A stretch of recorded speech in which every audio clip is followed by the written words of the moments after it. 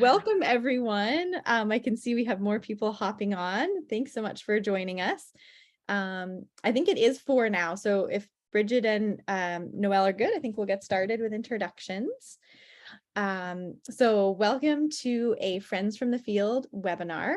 And if you haven't joined us before, this series is co-hosted by Blue Hill Heritage Trust, which is a community conservation organization for the Blue Hill Peninsula, and Island Heritage Trust, which is a land trust for Deer Isle, Stonington, and the surrounding islands.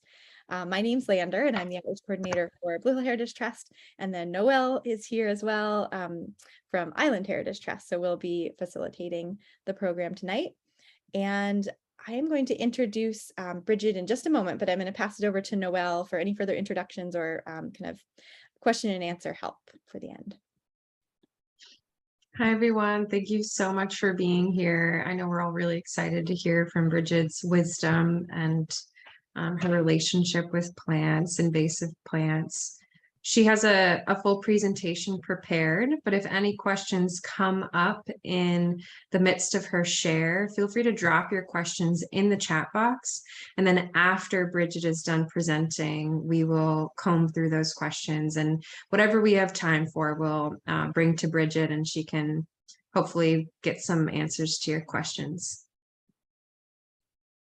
Awesome. Thanks. So Brighid Doherty is a community herbalist and educator based on Deer Isle. She founded the Solidago School of Herbalism, and I'm going to pop the link to her website in our chat box. That's in a second here. Inspiring and informing the home herbalist to incorporate herbal medicine into everyday living. She's the author of the book Drinkable Healing Herbal Infusions and the host of the Healthy Herb podcast. She's going to be sharing a little bit about her book tonight, and I have listened to many of her podcast episodes, and they're excellent. So if you haven't checked it out, I definitely encourage you to do that. And I just want to thank Brighid so much for joining us again. This is her second time doing a webinar for us. So thank you so much. Thank you so much for having me. I appreciate it. Shall we dive in? Yes. Yes. All right. Well, I thank you all for being here and listening and joining the talk. My whole point in this talk is to kind of take a different perspective on invasive plants and to see maybe how we can view them as food and medicine, how we can work with them instead of so often, really maligning them or wanting to spray toxic herbicides on them. If there's other ways that we can relate with these plants that do pose problems to our environment and our ecosystem, and sometimes even to different plants and animals. So in this talk, I want to talk a little bit about what an invasive plant is versus what a native plant is. And I have chosen 6 invasive plants that I've found on the main, USDA website that were considered invasive plants in Maine that I know grow in our area. And I want to talk a little bit about each one of those 6 plants and how we can work with them medicinally or as food. And so I have a little slideshow prepared. So I'm going to share my screen, and where did it go? And we'll dive in. Okay. Does that work? Yes. Okay. Yeah, it looks great. Okay, great. Thank you. So invasive plants as food as medicine, they're not all that bad. And I also actually due to this book, Invasive Plant Medicine, which if this is a topic that you're interested in, I highly recommend checking this book out. It's the Ecological Benefits and Healing Abilities of Invasives, and it's by Timothy Lee Scott with a foreword by Buhner, who's a really well-known and has a lot of books, herbal books, Stephen Herod Buhner, so you can check that out. And I'll refer to this book Also, I have at the end, I want to share episodes with you. So my podcast is the Healthy Herb Podcast, and it's available on all, podcast platforms. And I have multiple podcasts that kind of dive deeper into both this topic, as well as some of the herbs that I'll be talking about today that'll really, if you want to dive deeper, because I'm just going to kind of skim the surface today of these plants. Keep my clock nearby so I know what the time is. So I figure I'll talk about 45 minutes, which will leave about 15 minutes for any questions that may come up. So what is an invasive plant? Well, according to the USDA Natural Resources Conservation Services, it's a plant that is both non-native and able to establish on many sites, grow quickly, and spread to the point of disrupting plant communities or ecosystems. This is a picture of Japanese barberry, one of the plants I'll be talking about this evening, which is, if you have your eye on the plants, then you probably recognize this one because it is quite invasive in our area. Versus what is a native plant? So a native plant is a plant, according to the USDA, is a plant that is a part of the balance of nature that has developed over hundreds or thousands of years in a particular region or ecosystem. When you're talking about a native plant, it should always be used with the geographic qualifier. So is it native to New England, native to North America, native to Maine, native to Deer Isle, whichever. Only plants found in this country before European settlement are currently considered to be native to the United States, which is an qualifier.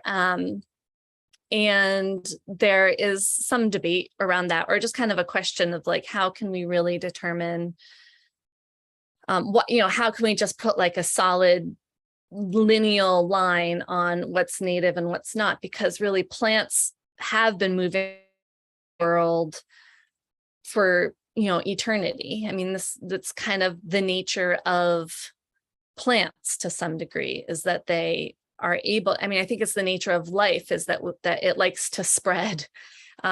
Everything from viruses to bacteria to plants to animals, to all aspects of animals, birds, butterflies, insects, everything. That's very rare is there something that is, only stays in one part of the world forever and only has forever since it first came into being. Or when can we even say something first came into being? How do we even have that information? So if we take a broader perspective on ecology and plants and the state of nature, like what is the natural state of things? Maybe the natural state of things is that life is always shifting and moving around the earth, and species are always shifting and moving around the earth, and that they're always affecting the ecology that's around them, and that the ecology is always changing, and that one of the core rules of nature is that it is chaos and that it is always changing.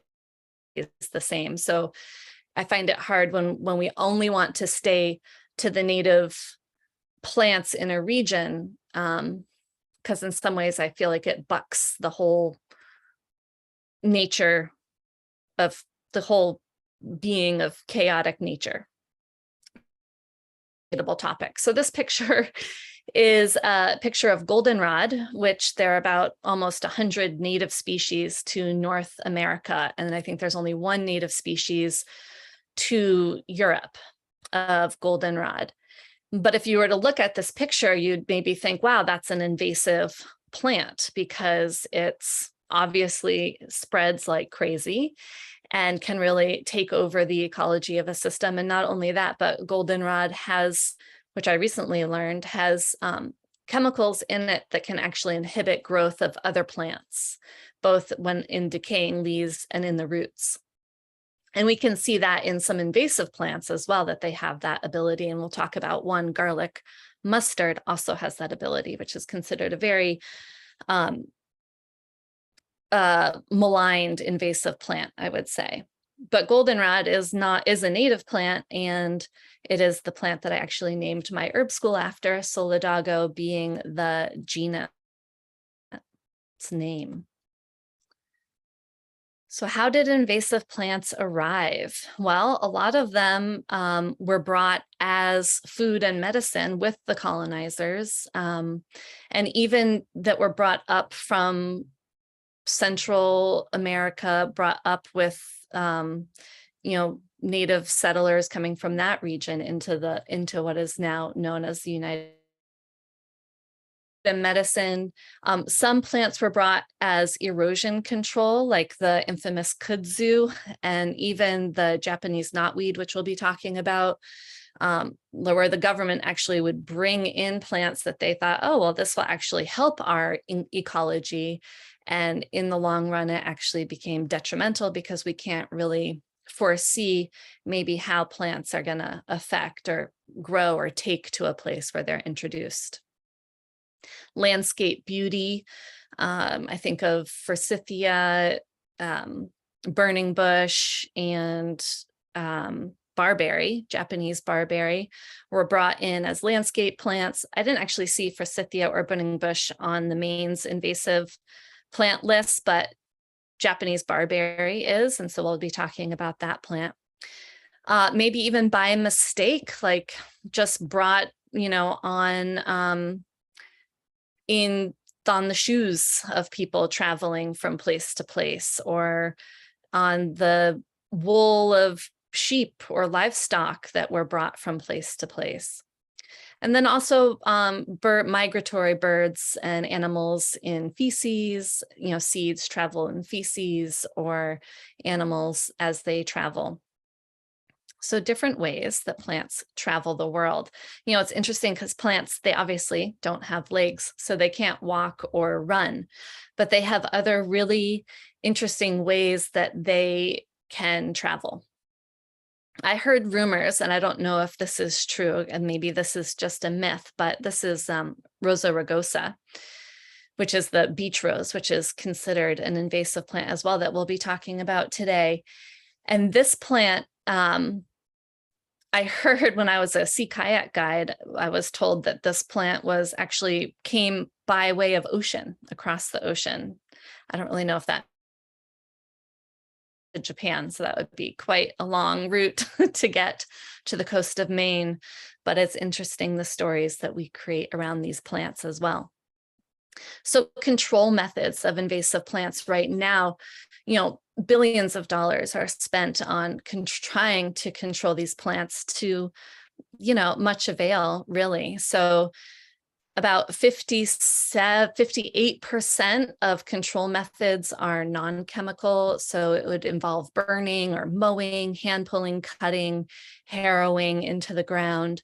And then about 42% of control methods are used by herbicides, and almost 50%, 40% of those herbicides are glyphosate, which is basically Roundup, which we are finding, it doesn't necessarily travel in the soil much, but it can, from my understanding, travel in water. And a lot of times they're spraying invasive plants that are in watersheds or wetlands that are harder to actually do more of the non-chemical control methods. And there's a lot of issues with glyphosate, and it's glyphosate, sorry. And it's, I'll let you look into that yourself if that's something you're interested in. So what else can we do in working with these plants and preventing their spread? This plant is mugwort, or cronewort, otherwise known as. And, if we think of cronewort as being an invasive plant and causing hazards to the environment, but here we see it, growing right in a harbor, which I can see a lot more hazards to the environment. I mean, I'm all for the lobster fishery industry, but we know that that's actually causing, with the gas leak and bleach and exhaust. I mean, there's a lot to be said for other sorts of pollution that could be happening versus these plants that it's, sometimes that's all out war on invasive plants. And I don't think that we really need to create an all out war on invasive plants. It's interesting doing these talks because I'm just looking at my screen. I have no idea. I liked when I'm talking with people to see the facial reactions to what I'm saying. So I have really no idea how everyone's reading what I'm saying. So I'm just going along with it. I don't know if you're looking at me like, what is she saying, or shock, or if you're nodding your head yes. But hopefully you're at least somewhat vibing with what I'm putting down here.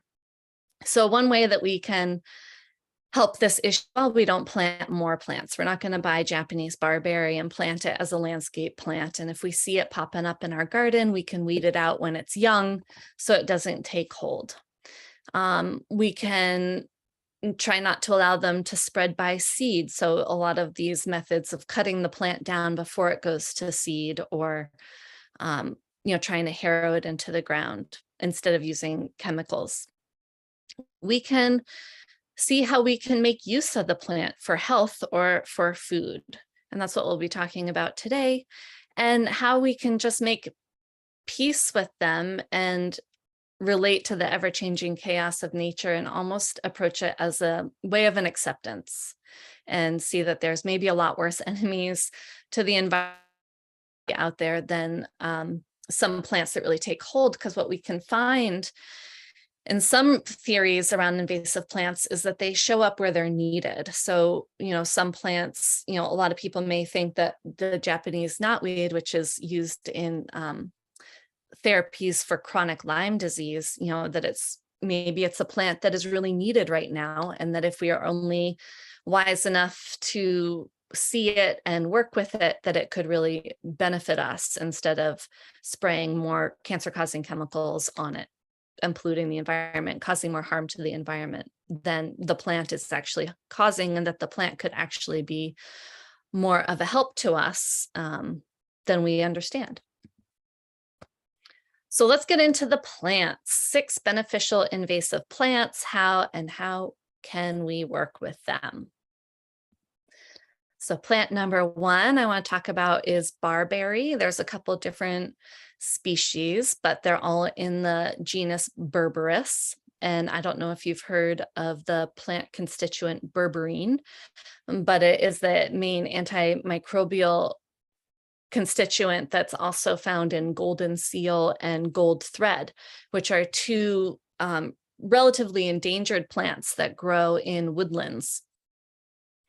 In our region, the gold thread definitely grows in our region. Golden seal has almost been harvested to extinction for the berberine contents of it. And yet it has it in the golden seal has the berberine only in its roots, and it's a slow growing perennial plant. So as soon as you harvest those roots, you kill that plant. And you see golden seal all the time if you're in natural food stores, or if you're trying to buy echinacea for your immune system, you'll see echinacea and golden seal. It was hopefully not as much now, but it used to be a really, really common combo. It was really hard to buy one without the other in combination, because it was so touted as a really strong antimicrobial. And here we have barberry, where the berberine is throughout the whole plant. I don't know if you've ever cut into one of these plants, but throughout the sticks and these massive roots that it has are a bright yellow color, and that's the marker for the berberine. And so it would be a lot more sustainable to harvest the barberry and work with it instead of this really endangered plant, golden seal. That's one benefit of working with invasive plants for wild food and wild foraging and wild medicine, is you really don't have to worry about the sustainability of your harvesting practices. If anything, you're doing the world a favor by harvesting them, because you're preventing them from being sprayed by toxic herbicides. So the berberine, not only is it antimicrobial, but it also has really strong astringent properties. So it can really be helpful against diarrhea. And it's also extremely bitter. And so maybe that is not an appeal. It's not going to necessarily be your go-to daily tea. But if you are having digestive issues, one of the best things that you can do to aid your digestion is to incorporate bitter tasting herbs and plants into your diet. Even if it's just a little taste of bitter before every meal is going to really get the whole digestive system working. So if you feel like your digestion is sluggish, or if you're bloated after a meal, or if you just feel like you're not able to break down food that you consume, first I'd say, well, it's really important to make sure you're cooking your food really well and for a long time, especially plant food. But secondarily, it's really important to incorporate some sort of bitter herb or plant into your diet. So there are a lot of different ways that we can work with the barberry. The root, the branches, and the berries are all usable. The berries is more just for fun. You can go out and travel around, and if you see the barberry growing, you can just pick some berries and nibble on them.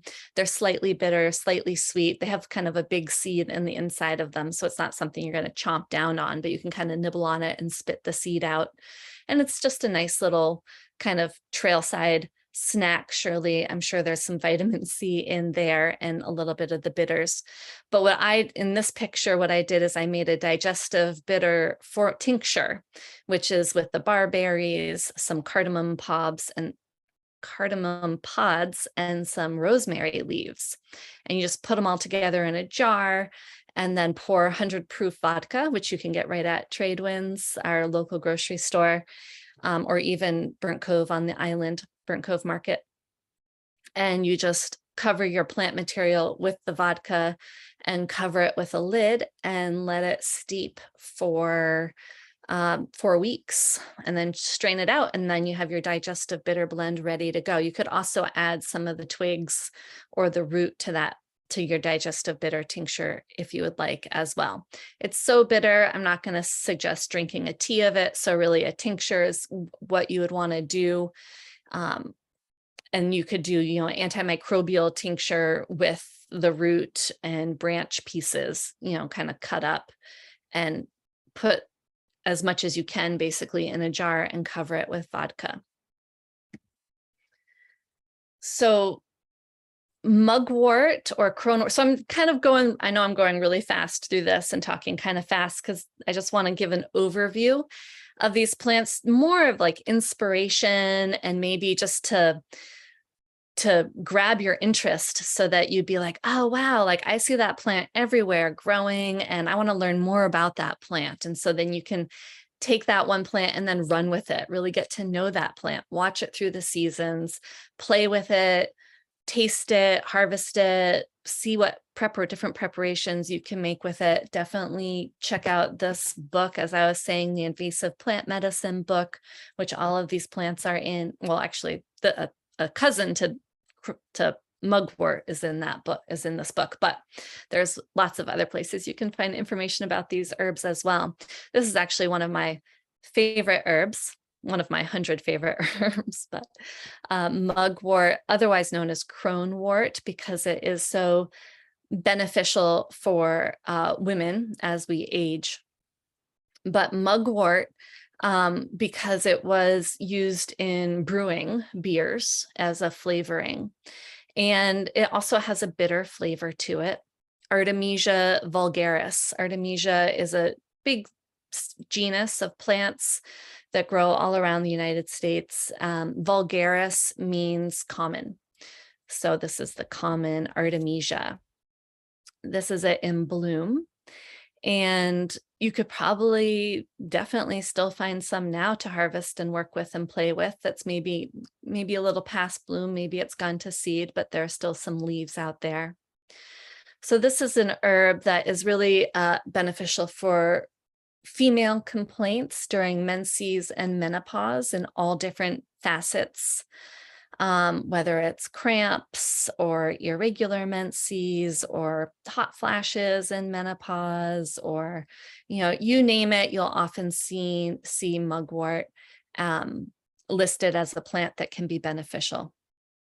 It's also really classically known as a dream plant. So a plant that can actually help provide more vivid dreams and can be worked with on more of a ethereal spiritual plane as well. And then also as a bitter digestive, once again, it does have a bitter flavor to it. And so those bitter flavors can really help to ease kind of cramping and bloating after eating and just ease the digestive process in general. And this is actually a warming bitter. So if you tend to run cold, then this plant can actually be more on the warming side. It can also help to ease other kind of spasms like menstrual cramps or digestive cramps or other sort of muscle cramping. And there's lots of other benefits, but those are some top 3 benefits to it. Cronewort has this beautiful silver color on the underneath of the leaves, which is one reason why it's called cronewort, because it's like it has the silver hair of a crone. So there's lots of different ways that you can work with cronewort, and it grows so abundantly. So it spreads on runners underground, and also you saw all those flowers, and all those flowers produce lots of seeds, so it spreads really readily by seed. You can harvest and dry the leaves and flowers, and they have a really nice scent to them. And you can stuff them into a little sachet and use it as a dream pillow. So you'd kind of tuck it into your pillowcase and smell it as you sleep. And it actually, there's different theories as to why it works, but the one that I kind of think is right is because it's so kind of strongly scented, and because scent is so connected with our brain and even our memory centers and different thought processes in our brain, that it keeps us not from falling into a deep sleep, but keeps us more into that dream-like sleep and keeps us more attuned and awake. And I actually used this for a little bit, but it was actually right after I had my child. She was a baby, and so I wasn't really getting that much sleep anyway. And then I was like, oh, sure, I'll play around with this plant as a dream pillow. And I had to stop using it because it was like my dreams became so crazy, and I couldn't use it anymore. But it definitely works for enhancing dreams, but I wouldn't use it to enhance your sleep. You can drink it as a tea. It has, bitter flavor, but it also has a lot of this like volatile oil flavor to it as well. So it's a really unique flavored tea. Maybe you could mix it with some flowers that would maybe sweeten it up, like chamomile. Mugwort would make a really nice, after dinner tea, where it's going to help ease digestion and help get you ready for the night of sleep. Chamomile is going to help sedate, and mugwort, if you want to dream, might take you there. Tincture could be helpful, especially if you're going to be working with it for, more menstrual ease.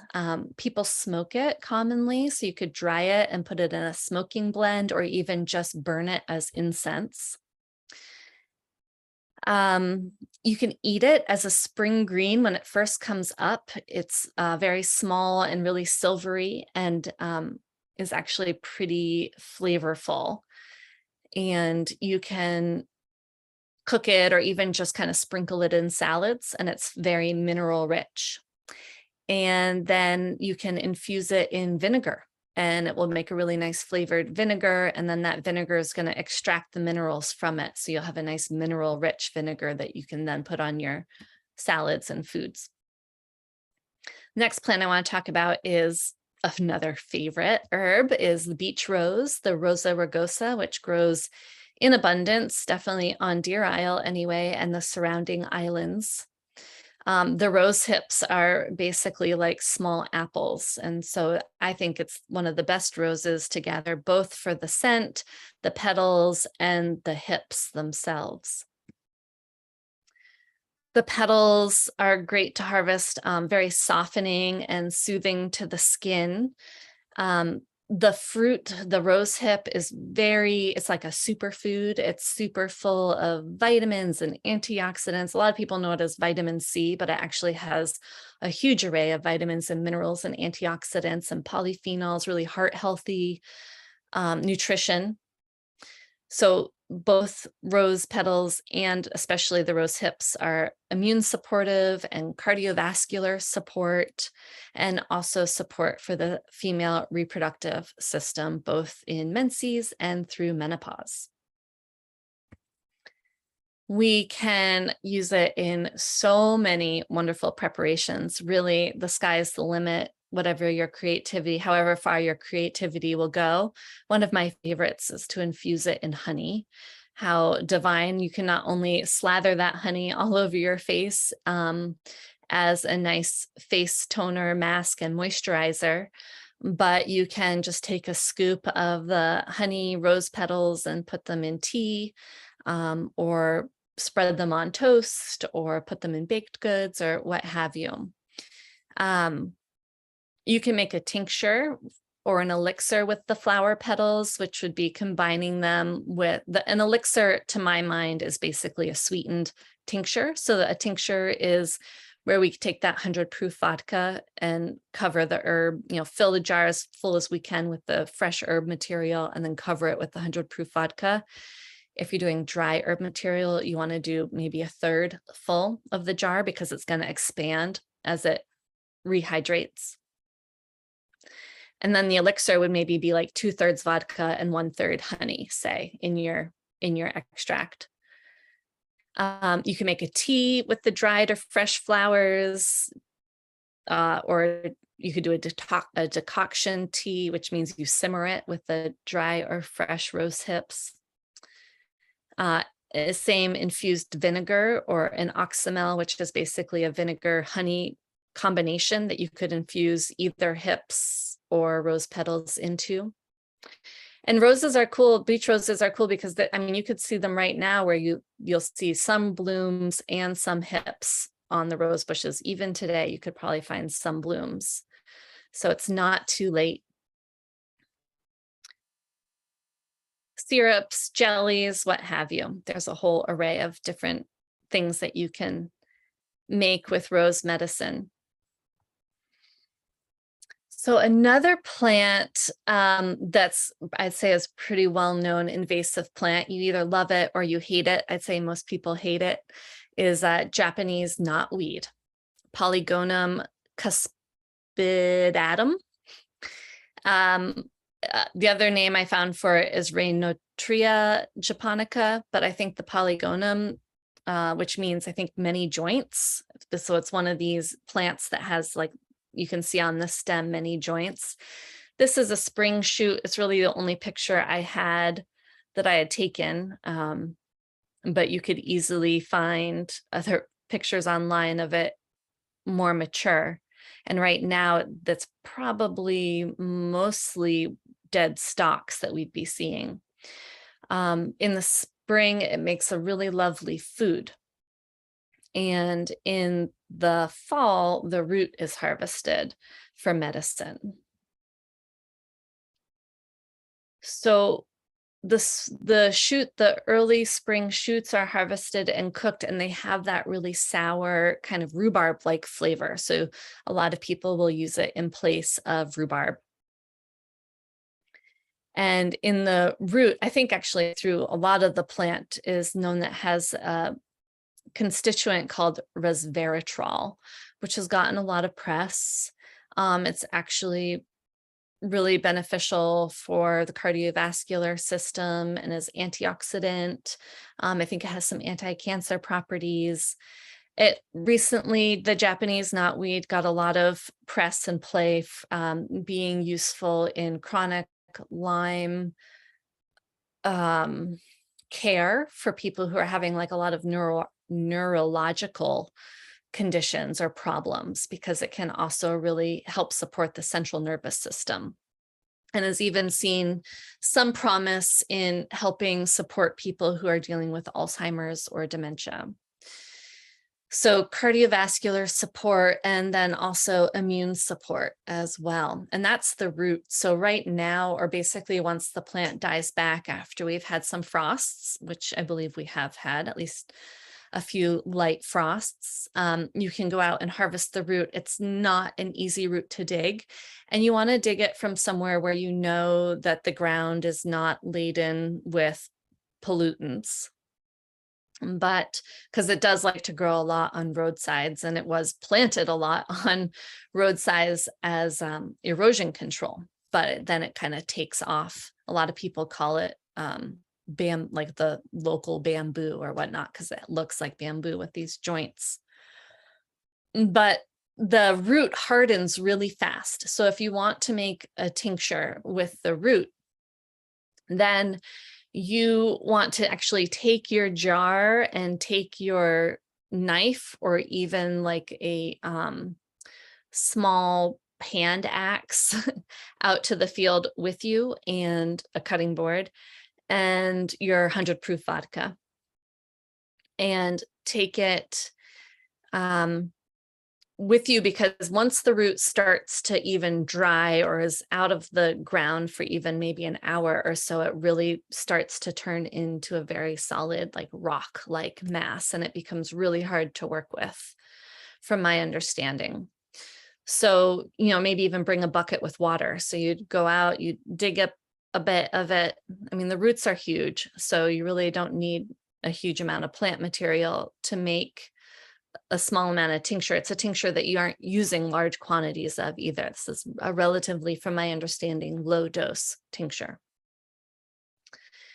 And you would, clean the root up and then chop it up with either your little hand maul or axe, or a really strong cleaver or knife, and into little pieces, and fill your jar with it, and then cover it with 100 proof vodka, and put a lid on it. And generally we want our tinctures to sit for at least 4 weeks, 6 weeks. They can sit for any time after that too. They don't go bad, as long as your plant material is fully covered with the alcohol. So a lot of people, just a quick note on tinctures. I keep talking about 100 proof vodka, which is 50% alcohol and 50% water. It's not necessarily a pleasant vodka. It's not like you're going to take it home and start making cocktails with it. It is pretty harsh, but it's definitely not as harsh as what's called grain alcohol or moonshine or ethanol, basically, which is like 98.9% alcohol and 1.2% water, which is as pure alcohol as you can get, because I think as soon as you have 100 proof alcohol, it will naturally absorb some moisture from the air, because you can't really ever have 100 proof alcohol, from my understanding. But that is poison, right? So that could actually kill. And we don't really necessarily want to make our medicine with a deadly solvent. And when we use the 100 proof vodka, we're getting 50% water, 50% alcohol. So we're able to extract both water and alcohol soluble constituents from the plant material. Usually when people make tinctures with the ethanol, they usually cut it back with water anyway. So I say, well, might as well just get the 100 proof vodka instead, because it has not been purified to as far a degree or distilled down as far as the ethanol has. Okay, another invasive plant, which is actually another one of my favorites. It's a common yard plant, is ground ivy. I was talking about it this spring on social media on Instagram, and my friend was like, oh, I have that all through my yard. I had no idea. And so this is a wild mint plant. It's kind of called ground ivy because it grows along the ground. Glaucoma hederaceae. It also, what was the other name? It has another name, and it's not coming to me. Gill over the ground. And that actually refers to the fact that it used to be used to clarify beer back in Europe, where it originated. And so it was, I think gill is a reference to brewing beer. It has a wild, tasty mint flavor to it, slightly bitter. And this is an herb that for tinnitus, or the ringing in the ear, is one of the only herbs that I've really heard referred to as it being able to help potentially quell that. So that's an interesting way to work with this herb. Also really beneficial if you have chronic lung issues, lung congestion, bronchitis, even asthma. This is an herb that can really kind of help to open the airways and also break up mucus as well as fight infection. And it's really best if you can work with it fresh, because then you get all of these volatile oils, and then the longer it's dried, the less volatile oils it has, but you can still dry it and use it in the winter as a tea. However, if you're going to make a tincture with it to help preserve it through the winter, then definitely making a tincture with the fresh plant material is a great way to go.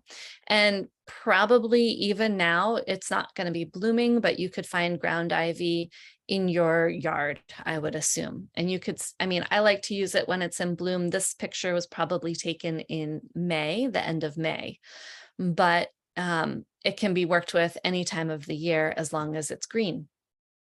Also, like any kind of minty mint, it can help to ease digestive distress, especially any kind of cramping or bloating, or even any infection in the digestive tract.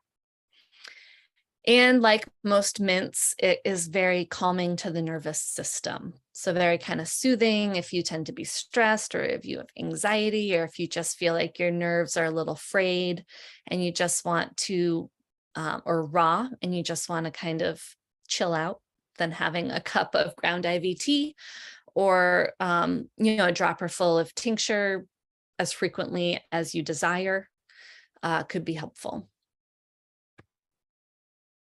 So like I said, you can make a tea, tincture, you could infuse it in vinegar, you could infuse it in honey, or you can make the oxymel, which is a vinegar honey combination. Oxymels tend to be very specific for working with lung issues. Traditionally, oxymels weren't infused with herbs at all. It was just a medicine unto itself as an apple cider vinegar and honey combination. Oxy being the vinegar and mel being the honey. And it was a specific remedy for lung complaints. And then when you can infuse it with the herbs that are also specific for lung complaints, then you're doubling down on the medicinal benefit. And the last herb that I want to quickly go over today is garlic mustard, Alaria petiolata. And this is an herb that can actually cause quite an ecological issue. From my understanding, it's not super common around here. I've seen maybe one patch of it on the island. I live on Deer Isle, so on the island itself, I'm sure there are others, but only one that I've seen. And there are, I've seen a huge patch of it in downtown Ellsworth, actually. I noticed one kind of, but it likes kind of wet woodland areas. So where, and I think more deciduous trees, which is probably we don't see it on Deer Isle because we're so sprucey around here. But yeah, and it also has this ability similar to the goldenrod, where it has these chemicals both in the decaying leaves and in the roots that will prevent other plants from growing around it when it really takes hold. Obviously not an issue in this picture because you see that one little garlic mustard plant and then all these other plants grow. Actually, those are goldenrod leaves growing next to it, ironically enough. So maybe they're trying to edge each other out. It blooms pretty early in the season, or maybe midsummer, but in the spring, it's a really nice spring green. So it's used as an edible green before it blooms. And you can cook it down like a sauteed green. And it's very, very nutritious. Also, it does have, because it's in the mustard family, it has a little bit of that spice to it, like a lot of these plants in the mustard family have, which have these it's a classic mustard flower, which has these 4 petals. And the root is also very spicy. So the root can be used similar to you would use horseradish. And you could prepare it like horseradish, where you take the root and chop it up real fine and mix it with some vinegar to preserve it, but you can kind of make like a mash of it and eat it that way. Or you can make it so that there's more vinegar and make it just as like a spicy vinegar that you would add to salad dressings or marinades. So this one, and so anytime we have something spicy, any sort of spicy herb is going to help with increased blood flow around the body, and is going to be antimicrobial, and is going to, help to kind of break up sinus and mucus congestion. So this is actually a picture. I didn't have a picture of cooked garlic mustard because I don't have a lot growing around me. This is a picture of cooking spring nettle leaves, but similar vibe, similar look, and similar way that you're going to cook it. So you're going to cook it down. You gather as many leaves as you possibly can in the spring, pull them right out of the ground. So you're almost weeding them out of your garden or your yard, and then chop them up and then put them in a saute pan with some water and cook them for, on a low simmer, ideally for an hour. And that's when you're really gonna, break down that cellulose and that cellular structure and extract the minerals from the plant and have a nice cooked green. And then you could add other cooked greens to it, like kale or spinach, if you want to kind of dilute it down a little bit. Sometimes these wild greens have a really strong flavor to them. Or you could add some garlic. You could put them in, I love putting cooked greens into frittatas or other stir fries, or even soups. So something that you can definitely play around with. Okay, so I have the Healthy Herb podcast, I was saying, and I have, these numbers here are the different episodes that relate back to what I've been talking about today. If you really want to dive in, each episode is probably between 45 minutes and an hour long. And as you can see, I obviously have a lot to say on these topics. So episode 67 is all about invasive plant medicine. It was actually inspired by the program that the Blue Hill Heritage or the Island Heritage Trust and the brewery in Ellsworth did, where they took some invasive plants. It was barberry, Japanese knotweed, and Rosa rugosa, and they brewed a invasive plant beer with it and used it as a fundraiser for the Island Heritage Trust. And so that inspired that episode. So I think I talked about those 3 plants, and just I kind of got more into my personal philosophy about native versus invasive. And I kind of dug down and quoted from this book quite a bit, the Invasive Plant Medicine book.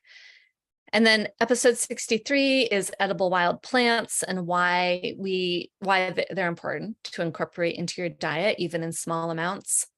And then episode 39 is all about rose and rose hips. Episode 34 is all about mugwort. And I love that episode. I really got a lot into the folklore, and there's a lot of folklore around mugwort. And then episode 71 was all about ground ivy. So you can check those out. And I think that's my slideshow. So I'm going to, and that's my 45 minutes. So I'm going to stop my share and of my screen. And I also just wanted to put a quick plug in for my book, Drinkable Healing Herbal Infusions, 100 Beverages to Soothe Your Ailments and Boost Your Immunity. And so this book is it's basically a recipe book, but at the beginning it also has some 15 different monographs on herbs, plus some basic how-tos on making simple remedies. Like I definitely talked about the oxymels and decoctions and teas and the basics of how to make them, and different tools that you might want to have in your home apothecary, and different herbs, common herbs. So, and if there are any questions, I'm happy to answer them, or I could, expand on anything that you gals think I should expand on. Thank you so much, Brighid. That was super inspiring. I can't wait to go out and try some of these because I've noticed them all on the peninsula. So Right. I'm very grateful for your knowledge sharing tonight. And yes, please, anyone in the audience, if you have questions, pop them in the chat box. And it looks like we have someone raising their hand. Let's see if I can make that possible for you to ask your question. So it's Elizabeth Ferry. I'm going to allow to talk. So if you unmute yourself now, you should be able to Sure. ask your question. Can you hear me? Can Yeah. you hear me? Terrific. You know what? On my end, it says the chat is disabled. Oh, So I'm if so there's sorry. nothing in your chat box, that may be why. That is true. There isn't anything, and it looks like we have some thumbs. Let me see. That's so strange. Multiple panelists share. Let me see if I can. Oh dear. Yeah, I'm not sure what's going on. Whoops, that's not. Maybe we could have people ask questions the way that Elizabeth just did, which was raising raising a hand. How do you do that function? And then we could just field questions by voice. That's a great idea because I might take me a minute to troubleshoot the chat box issue. So there is a feature down at the bottom of your screen, I believe, that you can click to raise your hand. Is that the case for you, Elizabeth? Yeah, under reactions. Mm-hmm. Yes, that's how I did it. I clicked. Okay, reactions and then raise hand. Mhm. If you raise your hand, we can unmute you and you can ask Brighid a question. Thank you, everybody. Sorry about that with the chat box. Well, while we're seeing if anyone has any questions, I would love to just comment on how incredible Brighid's book is. I've been interested in strengthening my relationships with medicinal herbs. Oh, the chat box is working now. Awesome. Yeah, we're up and running. And was feeling honestly a little overwhelmed. I'm currently pregnant for the first time and just felt like every time I went on Google, it was like, do these 20 things, like get these. And I was just like, this is so much. And then Brighid, she told me about her book and it's so approachable. And it's a really wonderful way to just pick one thing, focus on it. And then it's like all these little doorways open, but I highly recommend that book, whether you're wanting to go deeper or if you're just a beginner in working with plants. I'm so grateful to you, Brighid, for having the gift of creating something that's that accessible and meaningful. Thank you so much. Yeah, my real goal, and I don't know, maybe you gathered from my talk today, is I really like, and even for my podcast, like I really like focusing on one herb at a time. I mean, obviously I focused on 6 herbs today, but I mean, I think when we work with one herb at a time or ally ourselves with one herb at a time, then we can really gain so much. Both from the intimacy that we gain from that one plant and without being overwhelmed, like you said, because a lot of times we think, and I thought when I first got into herbalism is that they always had to be in these really intricate formulas or it wouldn't work. And like you said, it can seem like there's so many different plants, or, you know, you'll say, oh, like an herb for digestive health or whatever. And it's like a laundry list of 50 different herbs. And you're like, and then they're like, well, you know, what, you know, with this energetic and that energetic or this issue and that issue. And sometimes it's like, okay, well, let's pick one bitter herb and let's just work with that and see what happens. I think that we can, you know, one of my mentors told me you can either go inch deep and a mile wide, or you can go a mile deep and an inch wide. And they both have value for sure. But I think sometimes when we go a mile deep and an inch wide with one plant, it actually expands into a mile. It makes that mile wide a lot easier because we can gain we can learn so many aspects of herbalism by delving into just one plant. So if all I did today was, you know, inspire you to go find ground ivy in your backyard and to like really dive into that plant and taste it and put it in your salad and dry it and make a tincture with it and make a tea with it and draw it and, sleep with it under your pillow and just really, get to know that one plant, then I think a whole world of herbalism will open up for you. So. That's great, Brighid. Thank you. And if anyone is interested in purchasing Brighid's book, she shared that it's available at the Aragosta gift shop. It has been stocked at Blue Hill Books, so could be worth giving them a call if you're local to Blue Hill area or Deer Isle. You could contact Brighid for a copy or purchase it on Amazon. And it looks like we do have a question. Lander, do you want to read that? Sure, I can do that. I have made tinctures in the past, but never seem to sustain a habit of using them. What are your favorite ways to incorporate tinctures into your day? Great question. Yeah, that is a great question.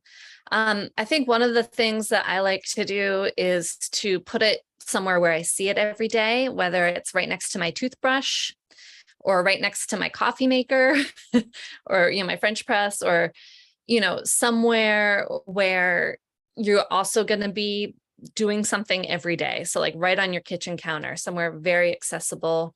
And then so that's one way. And then just having if you made it yourself, it might not be in a dropper bottle. It might just be in some sort of a bottle or a jar, and just having your spoon right next to it that you could put it into. Sometimes I'll have a little shot glass that I'll have next to my tincture bottle, and I'll just pour a little bit of the shot glass, put a little splash of tincture in the shot glass, and then I'll fill it with water, and then I'll just take a shot of it. So I'm not taking a shot of the whole tincture, but that's a really easy way to take tinctures. Also, if you carry around like a water bottle or throughout the day, or a cup of coffee or a tea bottle or something, and if you're taking some sort of tincture every day, then you could just kind of put the dose of the tincture in that water bottle, and you're going to drink that throughout the day. So that's another way. You could put it even in your coffee if you wanted. And usually the tincture dose is so small, it's not like you're going to be buzzing while you're driving down the road to work or anything. It's, you're not going to feel the alcohol. But so if it's a tincture to help you sleep, you could have it right next to your bedside table. And when you go to turn your light off, your tincture's right there, and you take your dropperful. To incorporate it into your day, you kind of have to place the tincture into your day, the bottle itself, or, somehow incorporate it physically into your day, not only like the habit. Those are some tips anyway. That's great. Thank you. Yeah. Oh, yeah, thanks. Glad they're helpful. All right. Well, unless any other last minute questions come up. Well, I again just We're want to say wrapping up. thank you so much for having me, and definitely check out the YouTube link from the Sustainable Herb class that I did last year I think it was around this time. I don't know when it was, but where we talked about sustainable harvesting of herbs that Lander put in the chat at the beginning of the chat. And that was I thought that was fun. And I went through a lot of herbs that are also really common weeds that grow in your backyard that would be easy to sustainably, that maybe some people would consider invasive, though they weren't like super invasive on the main list of invasive plants, but definitely common weeds. And reach out. I would love to hear from you. Let me know you came here. Since I'm not able to see you or talk to you, definitely come say hi to me on Instagram, Solidago Herb School, or Facebook, Solidago Herb School, or you can connect with me through my website. My email's solidagoherbschool@gmail.com. Basically, Solidago Herb School will get you to me one way or another. And I would love to connect. Check out the podcast. That's awesome. Yeah, thank you. Bridget. And there's a lot of wonderful thank yous in the chat box that you can probably see as well. And we will have a link to this webinar posted, I think, on the Island Heritage Trust and Blue Hill Heritage Trust webpage or YouTube, if you would like to share this webinar with friends and family as well. So thank you all so much for coming tonight. And Brighid, again, thank you so much for joining us for another webinar this year. Yeah, thanks for having me. Thank you, Bridget. We're so fortunate to have you and your wisdom in our community. Thanks. Thank you both for all the work that you do for the communities and for the land around us. Thank you all. Good Well, night. have a wonderful night. Bye, Bye. everyone. Bye.